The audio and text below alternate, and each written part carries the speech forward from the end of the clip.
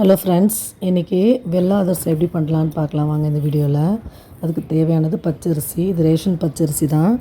நான் கழுவி காய வச்சு சுத்தமாக வச்சுருக்கேன். திரும்பவும் எடுத்து ஒரு 4 மணி நேரம் ஊற வைக்கணும். இதுதான் அளவு. எனக்கு தலை தட்டி இந்த சொம்பில் ஒன்று எடுத்துகிட்டு இருக்கேன். இது மாதிரி 4 எடுத்து அலசி ஊற வைக்கணும். ஊற வைக்கிறது ஒரு 4 to 5 மணி நேரம் ஊற வைக்கணும். ஊற வச்சுட்டு அதுக்கப்புறம் ஃபேன் காற்றுல ஆற வச்சுட்டு இது மாதிரி தொட்டோம்னா ஈரம் ஒட்டணும் கையில், அந்த மாதிரி இருக்கும். ஃபுல்லாக ட்ரை ஆகாமல், அதுதான் பதம். இது வெல்லம். எந்த பாத்திரத்தில் அரிசி எடுத்தனோ அதே பாத்திரத்தில் 3/4 எடுத்துருக்கேன் துருவிய வெல்லம். துருவிடணும் பாருங்கள். 4 ஃபுல்லாக எடுத்ததுனால அதில் 3/4 அந்த பாத்திரத்தில் வெல்லம் எடுத்து கரெக்டாக பரவலாக போட்டுட்டு அதுக்கு தண்ணி இந்த டம்ளரில் ஆஃப்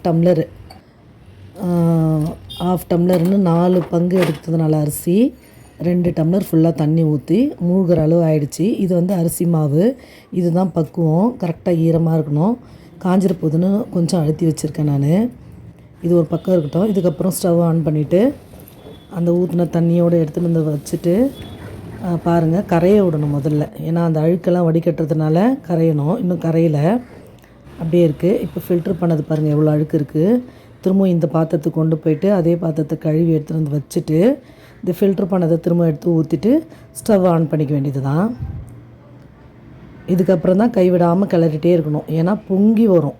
ஃபுல்லாக வச்சா பொங்கி வரும். பாருங்கள், ஃபஸ்ட்டு பதம் பார்க்குறேன் பாருங்கள், கரையுது. சேரவே இல்லாது கரையுது. 2-3 வாட்டி பார்த்துட்டே இருப்பேன் நான். தண்ணியை கலங்கிடுச்சு பாருங்கள். இப்போ கொஞ்சம் சேர்ந்து வருது. இதுதான் பாகு பதம். கொஞ்சம் சேர்ந்து வருது, ஆனால் எடுக்க முடியல. இப்போ பாருங்கள், கடைசியாக ஃபைனலாக எடுத்து போட்டு காட்டுறேன் நான். இது ஃபைனலாக பாருங்கள் சேர்ந்து வந்துடுச்சு. இது தக்காளி பதம். எடுக்க முடியல, இருந்தாலும் பரவாயில்ல, அது சேர்ந்து வருது. அதனால் நான் மாவு போட ஆரம்பிச்சிட்டேன். சேர்ந்துடுது பாருங்கள். எடுக்க முடியலனா கூட சேர்ந்து அது தொட்டோம்னா கொஞ்சம் கொழுன்னு இருக்கும். இதுதான் பாகுப்பதம்.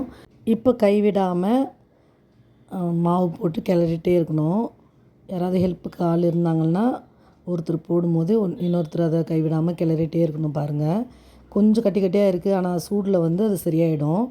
நான் கொஞ்சம் ஆறின மாதிரி இருக்குதுன்றதுனால நான் நிறைய குவான்டிட்டி மாவு போட்டதுனால திரும்ப ஸ்டவ் ஆன் பண்ணி சிம்மில் வச்சுட்டு அதுக்கப்புறம் தான் போட்டு மிக்ஸ் பண்ணேன்.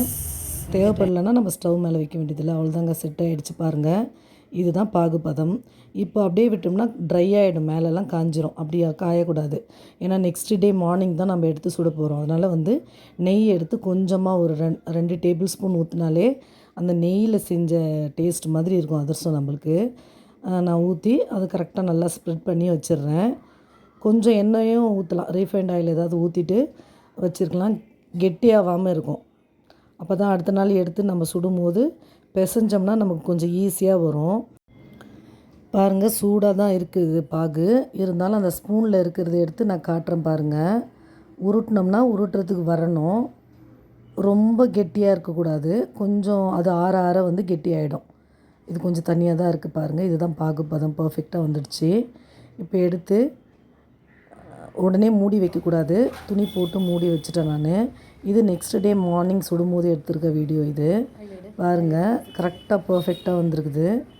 இப்போ இதை எடுத்து உருண்டை பிடிச்சி காட்டும் போது சாஃப்டாக அது எண்ணெய் ஊற்றுறதுனால நம்ம திரும்பவும் எண்ணெய் தடவிக்க வேண்டிய அவசியம் இல்லை. கையில் தொட்டோம்னா அந்த வெடிப்புலாம் வராமல் கரெக்டாக பர்ஃபெக்டாக வருது பாருங்கள். உருட்டுறதுக்கும் ஈஸியாக இருக்குது. தட்டும் போது வெடிப்பு வராமல் இருந்தாலே நம்மளோட பாகு பதம் சக்ஸஸ்ஸு.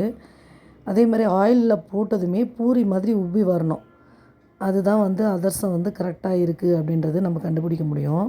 பாருங்கள், பிரியில் பூரி மாதிரி கரெக்டாக வருது. இந்த மாதிரி கரண்டிலே அழுத்திட்டு அதில் எண்ணெய் போகாது. திரும்பவும் ஒரு முறை இந்த அதிரசம் அழுத்துகிற கட்டை ஒன்று இருக்குது, விற்கிது. அதை வாங்கி வச்சுக்கோங்க. அது லைட்டாக அழுத்தினோம்னா அதில் இருக்கிற எக்ஸ்ட்ரா ஆயில் இல்லாமல் வந்துடும். பாருங்கள், பர்ஃபெக்டாக வந்திருக்கு. சூப்பராக இருக்குது. இப்போ நான் புட்டு வச்சுருக்கேன் பாருங்கள். உள்ளே வெந்துட்டு கரெக்டாக இருக்குது. இது சக்கரை அதிரசமும் நான் செஞ்சுருந்தேன். பாகு ஷார்ட்ஸில் போட்டிருக்கேன் பாருங்கள். சக்கரை அதிரசமும் எனக்கு பர்ஃபெக்டாக வந்தது. அதே மாதிரி பூரி மாதிரி உப்பிச்சு. இது கொஞ்சம் லைட்டாக தான் அழுத்தணும். ஏன்னா ரொம்ப கொஞ்சம் கொலன்னு இருக்கும் இது சக்கரை அதிரசம். பாருங்கள், இதுவும் பர்ஃபெக்டாக இருக்குது. இந்த மாதிரி தீபாவளி டைம்லலாம் வந்து கொஞ்சம் கஷ்டம் பார்க்காம நம்மளே செஞ்சு சாமிக்கு படைக்கும் போது ரொம்ப திருப்தியாக இருக்கும் பாருங்கள். அடுத்த நாள் தீபாவளி அன்னைக்கு வைக்கும் போது நம்ம கையால் செஞ்சதுன்னும் போது அது ரொம்ப சந்தோஷமாக இருக்கும். நீங்களும் இதே மாதிரி செஞ்சு பாருங்கள். ஓகே ஃப்ரெண்ட்ஸ், வீடியோ பிடிச்சிருந்தா லைக் பண்ணுங்கள், ஷேர் பண்ணுங்கள், சப்ஸ்கிரைப் பண்ணுங்கள். Thank you friends.